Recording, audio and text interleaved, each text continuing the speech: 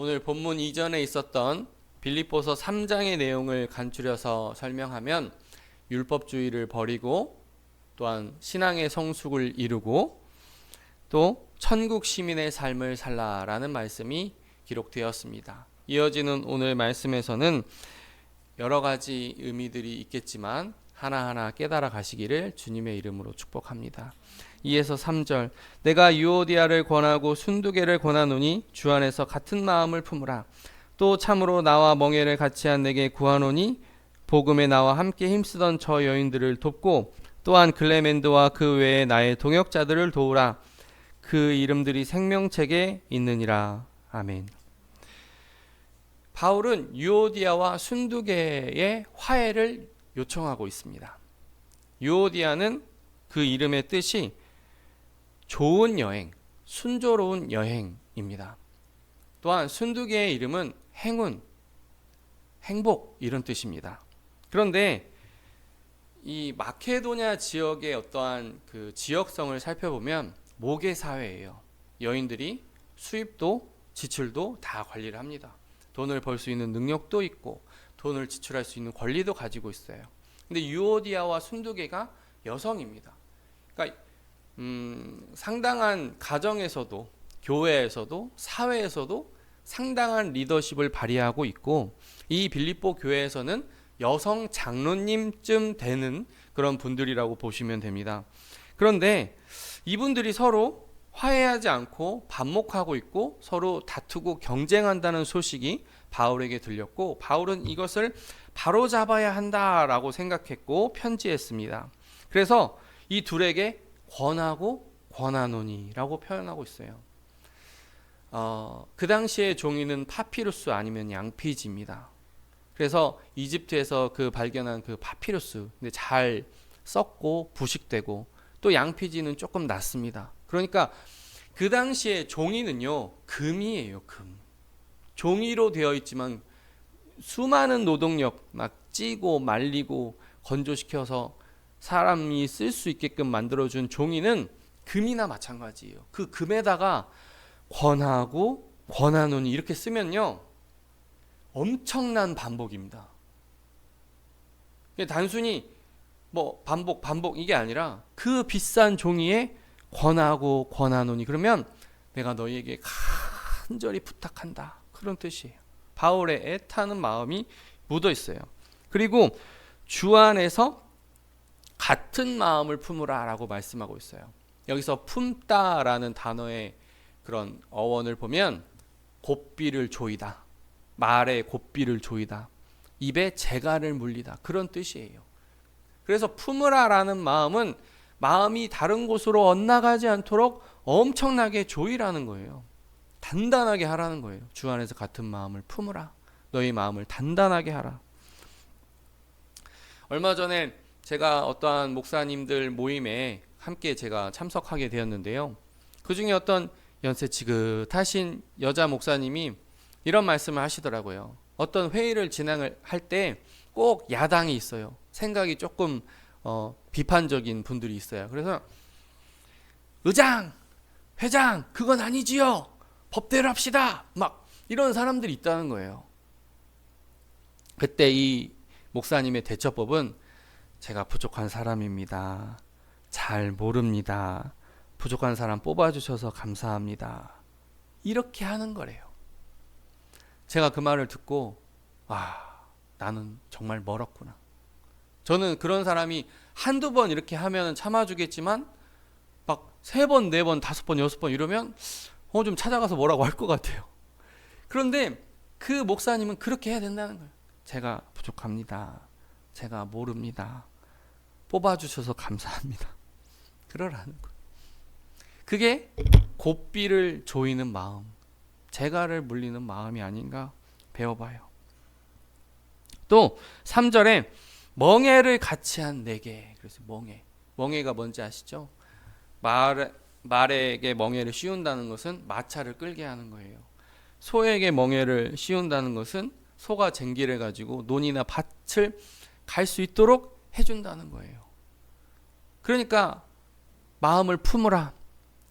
그 다음에 멍에를 매라. 멍에를 같이 맨 내게, 이런 단어들을 보면 사역자는 인격이, 자존심이, 간이나 쓸개가 없어야 된다는 거예요.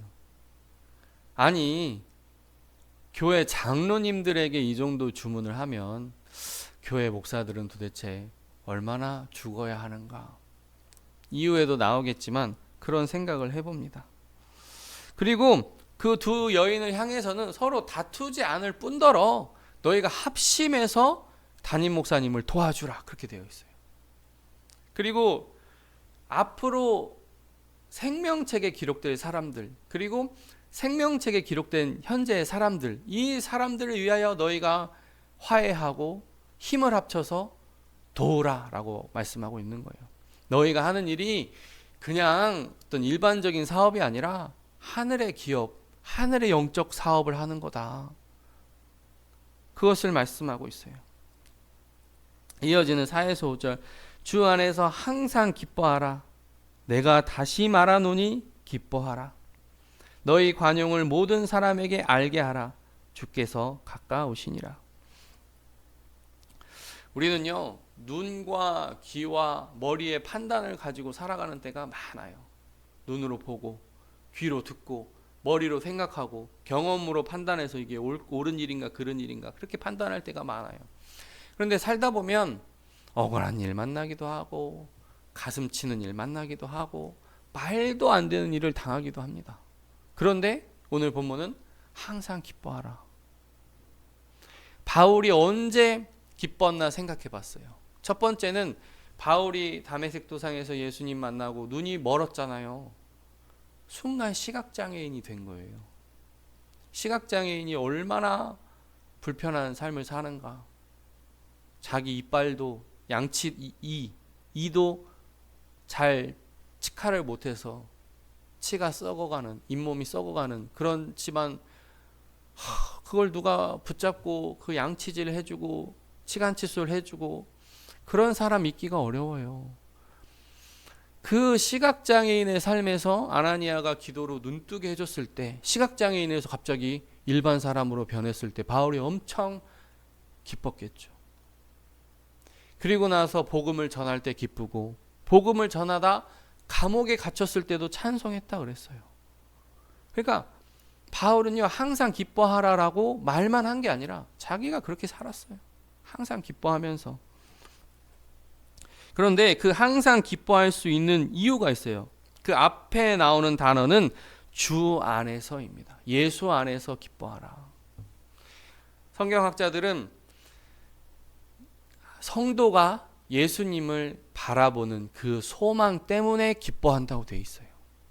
눈에 바라보는 현상, 귀에 들리는 소식들, 내 머리와 경험과 그런 철학들 가지고 판단하는 일 때문에 기뻐하는 것이 아니라 주님이 계시기 때문에, 주님이 우리의 영혼을 천국으로 인도하시기 때문에, 주님이 우리의 남은 모든 삶을 인도하시고 보호하시고 책임지신다는 사실 때문에 기뻐하라 라고 말씀하고 있어요. 그래서 우리가 힘들어도 기도하고 힘들어도 눈을 감아야 그 주 안에서 기뻐할 수 있는 절대 소망이 우리에게 와요. 그리고 이어지는 5절 말씀에 관용을 알게 하라 그랬어요. 관용은 인내, 타당성, 부드러움, 아량이라는 단어예요. 이것을 모든 사람에게 알게 하라라고 되어 있는데요. 지금 유오디아와 순두개가 관용을 모든 사람에게 알게 하고 있습니까? 아니면 우리가 다투고 있다는 사실을 알게 하고 있습니까? 다투고 있다는 사실을 알게 하는 거예요. 그러니까 성도들이 안 보는 것 같아도 얼마나 너희 둘을 지금 부족하게 바라보고 있는가, 그걸 자각하라는 거예요. 자각하라. 관용을 알게 해야지 다툼을 알게 하면 어떡하느냐. 그리고 너희들이 주님이 오실 날이 가까워 온다는 것을 기억하라. 주님의 심판을 두려워하라. 이렇게 말씀하고 있어요. 그러니까 이것은 둘이 경쟁해서 얻는 어떠한 사역적인 결과물, 성과보다 더 중요한 것이 화해고 협력이라는 거예요. 유오디아 팀과 순두계 팀이 막 열심을 내서 A팀이 선교적 성과를 내고 B팀이 전도를 많이 해오고, 그것보다도 더 중요한 것은 서로 화해하는 거랍니다. 참 신기하죠. 저는 저 자신을 돌아봐요. 사역을 몇 년 해보니까 가난한 분들이 있으면 막 다 도와줘 버리고 싶어요. 빚이 있다고 하면 그날 잠을 못 자요. 꿈속에서 빚을 다 갚아주고 끝나면 잠을 자요. 어떤 사람이 우울증에 빠져 있으면 그 우울증 약을 끊게 해주고 싶어요. 그게 마약 성분이거든요. 안타까워요. 그러한 일들이 있어요. 근데 왜 그런지 제가 살펴봤는데 성경에 나 자신을 돌볼 뿐더러 다른 사람을 도와주라 이렇게 되어 있어요. 그러니까 저는요, 말씀대로 살면 저 자신을 돌볼 뿐더러 가난하고 힘든 사람들 도와주고 싶은 거예요. 그런데 어쩌면 오늘 본문에서 깨달을 수 있는 것은 그런 어떤 사역적인 결과물보다 화해하는 것이다 라고 말씀이 가르치고 있어요. 이어지는 본문 6에서 7절. 아무것도 염려하지 말고 다만 모든 일에 기도와 간구로 너희 구할 것을 감사함으로 하나님께 아뢰라. 그리하면 모든 지각에 뛰어난 하나님의 평강이 그리스도 예수 안에서 너희 마음과 생각을 지키시리라. 여기서 염려하지 말라라고 하는 것은 유오디아와 순두계가 돈이 없어서 염려하지 말아라 그런 말일까요? 저는 아니라고 봐요.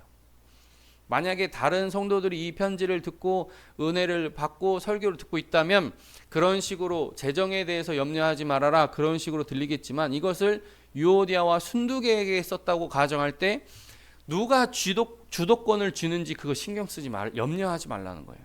유오디아가 주도권을 쥐나 순두계가 주도권을 쥐나 그거 염려하지 말라는 거예요.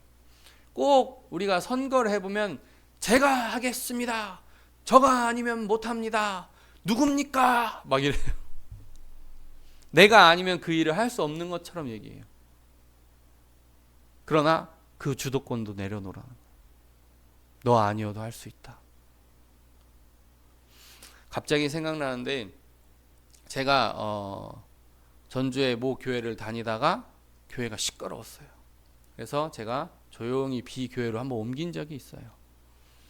근데 거기 중고등부를 하는데 어느 날 찬양 그러니까 예배 그 설교 전에 찬양을 인도하는 그 담당자가 30분을 지각을 한 거예요. 근데 아무도 안 나서니까 제가 그냥 했습니다. 찬양 인도를 제가 했어요. 그리고 나서 그 회장이 이렇게 헐레벌떡 딱 뛰어가지고 그 자리에 앉아 있는데 표정이 좋지를 않아요. 내가 해야 되는데 다른 사람이 했다는 거예요. 그런데 한 2주 지나가지고 저한테 고맙다고 그러더라고요. 하나님이 내가 아니어도 다른 사람을 통해서 하신다는 걸 깨닫게 하시려고 그런 일을 만드신 것 같다. 그렇게 그 회장이 고백을 하더라고요. 제가 신대원 다닐 때 107기였거든요. 우리 107기는 정이 많았어요. 그래서 공부 잘하는 한 4-5명의 사람들이 자기 노트를 스캔을 뜨든 사진을 찍든 아니면은 자기가 그 한글로 정교하게 썸머리를 하든 요약을 하든 그렇게 해서 다음 카페 같은 데에 올렸어요.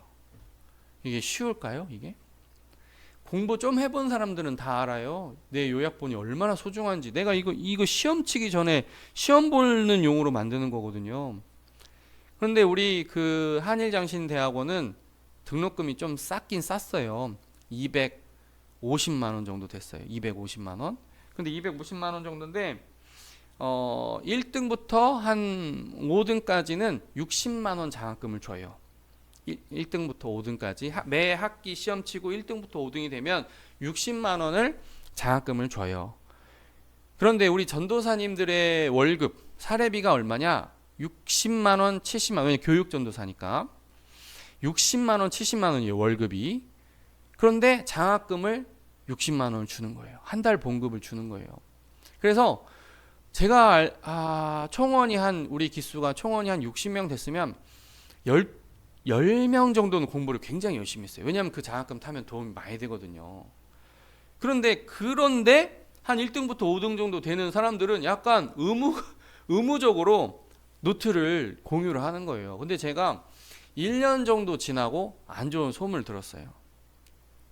그 노트를 받아보시는 분들, 그 요약본들을 바라보시는 분들이 비교를 한다는 거예요. 야, 안대현 거 노트는 좀 뭔가 부족하고 B 학생의 노트가 더 좋더라. 예를 들면 이제 그런다는, 예를 들면. 그래서 제가 듣고 이건 안 되겠다.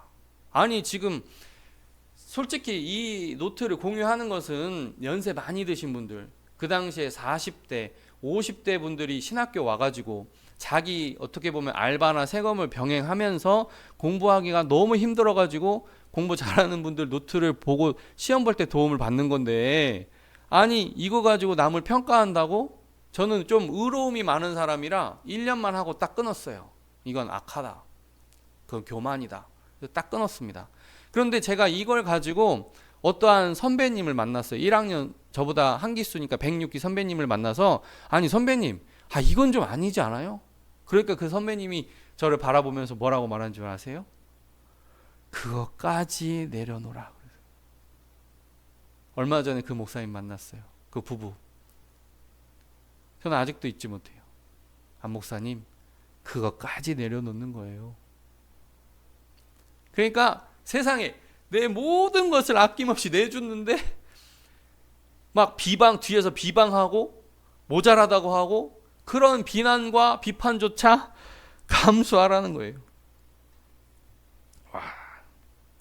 물론 교회의 최소한의 질서를 위해서는 지켜야 할 것도 있겠지만 이 성경에 말하는 단계는 굉장히 높아요. 그것까지 내려놓으라. 누가 주도권을 잡든 누가 비방을 하든 다 내려놓으라. 이어지는 6절 후반부에 기도와 간구로 구할 것을 감사함으로 하나님께 아뢰라. 감사함은 내가 봉사하고 헌금하고 이렇기 때문에 하늘의 상급은 당연히 있고 이 교회에 대한 재정 지출에 대한 주도권이 나에게 있고, X. 나는요 죄인이에요. 예수님 아니면 지옥 가요. 주님 하나님 은총 없으면 살 수 없어요. 그걸 생각하라는 거예요. 그런데 우리가 신앙에 연차가 쌓이고 봉사 많이 하고 헌금 많이 하고 11조 생활 막 이렇게 열심히 하면 나도 모르게 의가 서요. 그렇게 안 하는 사람들 막 그렇게 이끌어주고 싶고 막 그런 마음이 많이 들어요. 그런데도 감사하라는 것은 나 죄인이지. 나 죽을 수밖에 없는 죄인이지. 나는 구제불능이지. 나는 다른 사람의 말에 잘 속지. 그거를 인정하고 하나님 은혜로 나는 사는구나. 그걸 감사하라는 거예요. 그걸 감사하라. 이어지는 7절. 모든 지각에 뛰어난 하나님의 평강이 그리스도 예수 안에서 너희 마음과 생각을 지키시리라. 모든 지각보다 뛰어난 하나님의 평강이 너희를 지킨다. 모든 지각. 제가 이제 연관된 말씀을 쭉 읽어드릴게요. 한번 생각해 보세요. 모든 지킬 만한 것 중에 더욱 내 마음을 지키라. 생명의 근원이 이에서 남이라. 너희는 이 세대를 본받지 말고 오직 마음을 새롭게 함으로 변화를 받아 하나님의 선하시고 기뻐하시고 온전하신 뜻이 무엇인지 분별하도록 하라. 하나님을 아는 것을 대적하여 높아진 것을 다 무너뜨리고 모든 생각을 사로잡아 그리스도에게 복종하게 하니. 마음과 생각을 지킨다는 것은 나의 존재를 보호를 받는다. 내 존재를 하나님께서 보호해 주신다는 거예요. 또한 이 세상의 어떠한 유행과 풍조, 철학, 사상, 이념, 관념 다 이것보다도 하나님의 말씀이 우선이라는 거예요. 모든 유행, 철학, 사조, 관념, 이념, 어떠한 정치 파당, 그거보다도 하나님 말씀이 우선이라는 거예요. 또한 적 그리스도와 같이 하나님과 교회를 대적하는 사람조차도 결국엔 하나님께 복종하게 된다. 하나님의 심판대 아래 서게 된다. 마음과 생각을 지키는 게 가장 중요하고 존재를 보호받고 세상 유행을 이기고 심지어 적 그리스도도 이기게 된다는 말씀입니다. 이게 모든 지각 위에 뛰어난 하나님의 평강이에요. 그렇게 하나님 말씀대로 할 때 평강하게 된다는 거예요. 평강이 정말 중요하거든요. 이어지는 8에서 9절. 끝으로 형제들아, 무엇에든지 참되며 무엇에든지 경건하며 무엇에든지 옳으며 무엇에든지 정결하며 무엇에든지 사랑받을 만하며 무엇에든지 칭찬받을 만하며 무슨 덕이 있든지 무슨 기림이 있든지 이것들을 생각하라. 너희는 내게 배우고 받고 듣고 본 바를 행하라.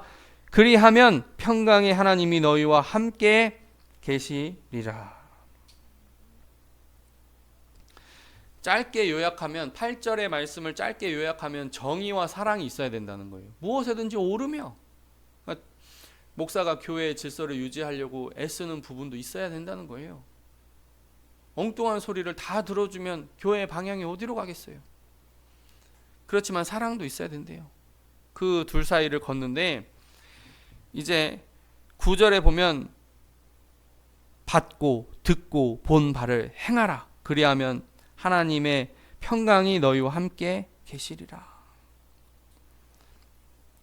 이 메시지를 전달하기 위해서 에바브로-디도는 얼마나 먼 거리를 이동했느냐. 우리가 지난번에도 말씀을 나눴지만 빌립보에서 로마까지 1300km, 또다시 로마에서 빌립보 교회까지 1300km, 2600km를 움직였다는 거예요.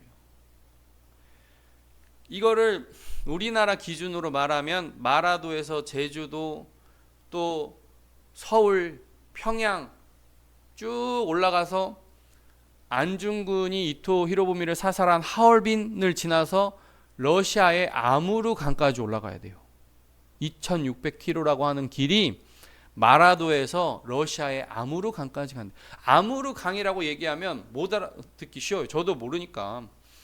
이거를 비유하자면 우리가 어떤 중학교 때나 고등학교 때 국사 배우면 고구려 영토가 굉장히 컸다는 거 기억하시죠? 그거보다 위에가 아무레 강입니다. 발음도 잘 안 나와. 그런데 이 아무르 강 정도 길, 그러니까 배 타면 한 달 반, 걸어가면 석 달, 넉 달이 걸리는 길이에요. 목숨 걸고 이 편지를 지켰다는 거예요. 차라리 돈은 얼마 잃어버릴 망정 이 편지는 내가 잃어버릴 수 없어. 에바브로-디도가 어떠한 심정으로 아마 품에 안았을 거예요. 품에 안고 설령 내 여윳돈을 좀 잃어버리는 한이 있더라도 이 편지만큼은 내가 사수해야 된다. 한 사람이 질병에 걸리고 전염병에 걸리고 그걸 회복하고 다시 가는 것은 이 바울의 메시지가 하나님의 말씀이라고 하는 깊은 애정이 있음. 깊은 애정. 심지어 내 목숨을 잃는 한이 있더라도 마라톤처럼 승리했습니다 하고 죽었던 사람처럼 이 편지를 전달하고 나는 죽어도 좋다. 우리가 설교를 편하게 듣고 있잖아요. 의자에 앉아서. 아니면 유튜브로 혹시 보시는 분들은 그냥 어디에서든지 편하게. 이렇게 편하게 듣는 말씀이 사실은 누군가의 생명을 바친 말씀이라는 거예요. 이게 빌립보서가 왜 성경이 됐겠어요? 레위기처럼 모세율법도 아닌데 왜 편지가 성경이 됐겠어요? 바울의 절절히 끓는 심정이 있다는 거예요. 너희들 절대 싸우면 안 돼. 너희들이 절대 싸우면 안 돼. 이게 하나님의 사업인데 니들 그러면 되겠어? 라는 이 질책의 말씀이 에바브로-디도는 생명의 말씀이라 이거 전해야 되는 거. 그러니까 목사들이 설교할 때 정말 애정을 가지고 설교해야 되는 거예요. 어떤 목사님들 그리고 또 저를 포함해서 그렇게 생각할 수도 있습니다. 어떤 사람은 1000번을 설교를 들어도 교회에서 1년을 2년을 훈련받아도 안 돼. 물론 그런 분이 있을 수 있죠. 목회적인 현실상.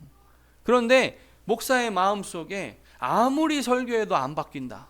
아무리 목이 터져라 그 사람을 위해서 기도해도 안 바뀐다. 그런 마음이 가슴 한켠에 있으면요. 목사는 거짓말을 하나 안고 설교하는 거예요. 이걸 지워버려야 돼. 이거 지워버리고 나 때 안 바뀌면 다른 교회에 가서라도 변한다. 그런 마음으로 설교해야 돼요.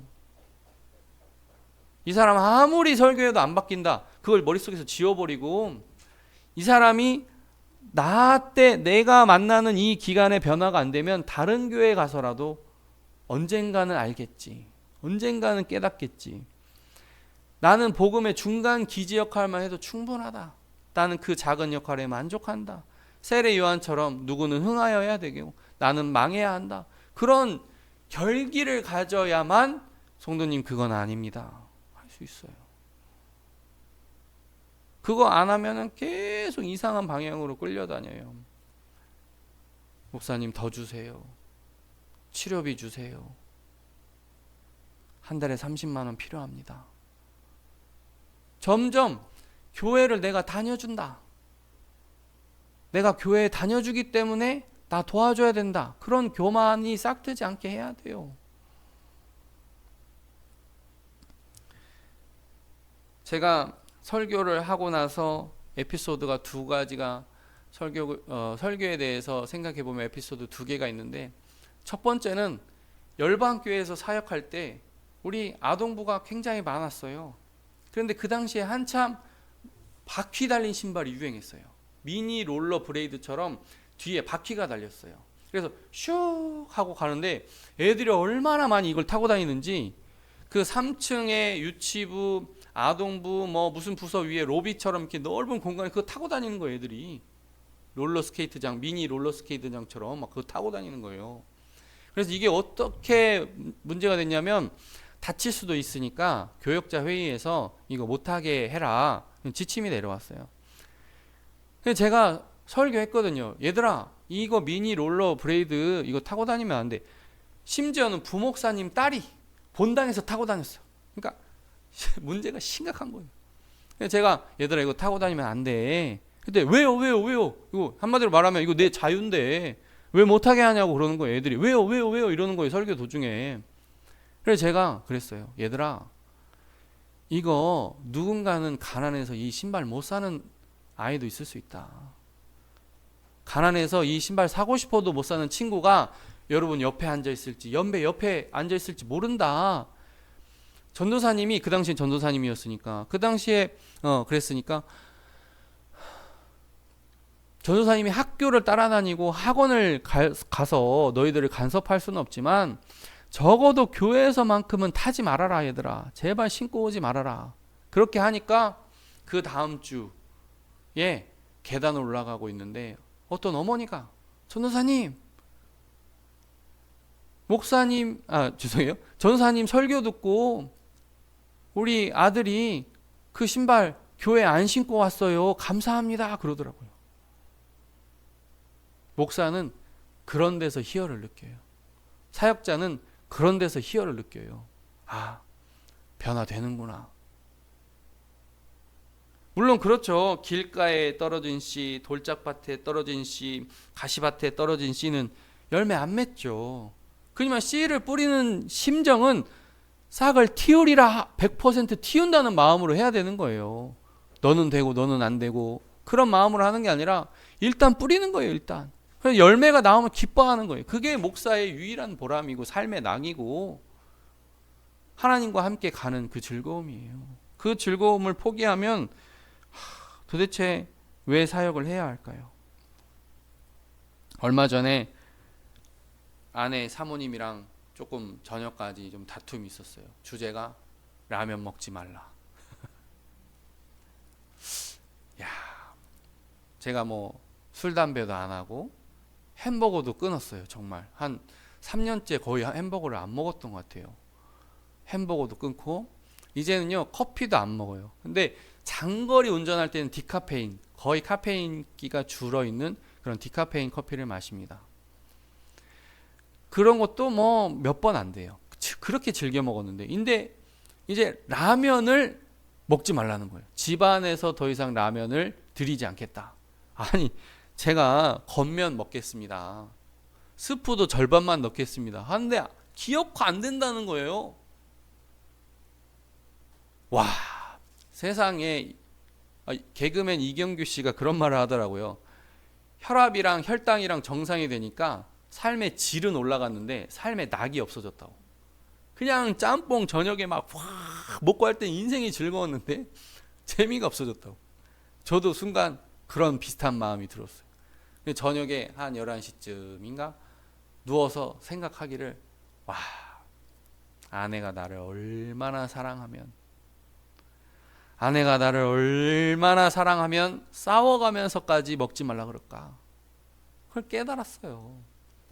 그러니까 사모님이 설교를 듣나 안 듣나 그걸 잘 몰랐는데 그날은 싸워가면서까지 하니까 당신이 운동하는 것도 중요하지만 나쁜 거를 안 먹는 것이 더 중요하다면서 그렇게 설교했잖아. 그러니까 안 듣는 것 같은데 설교를 안 듣는 것 같은데 이미 내재화돼서 암송으로 피어나오니까 목사인 제가 이길 수가 없는 거예요. 이길 수가. 그래서 마트에 가가지고 스낵면 라면을 딱 잡았는데 그냥 놨어요. 제가 39년을 살면서 처음 겪는 일입니다. 기적이에요, 기적. 그러니까 믿음은 들음에서 나요. 그래서 9절 말씀에 너희는 내게 배우고 받고 듣고 본 바를 행하라. 그리하면 평강의 하나님이 너희와 함께 계시리라. 아멘. 오늘 말씀에서 저랑 사모가 다퉜던 이야기만 머릿속에 남지 마시고 오늘 말씀들 잘 기억하시고 순종할 수 있게 되기를 주님의 이름으로 축복합니다. 아멘. 기도하겠습니다.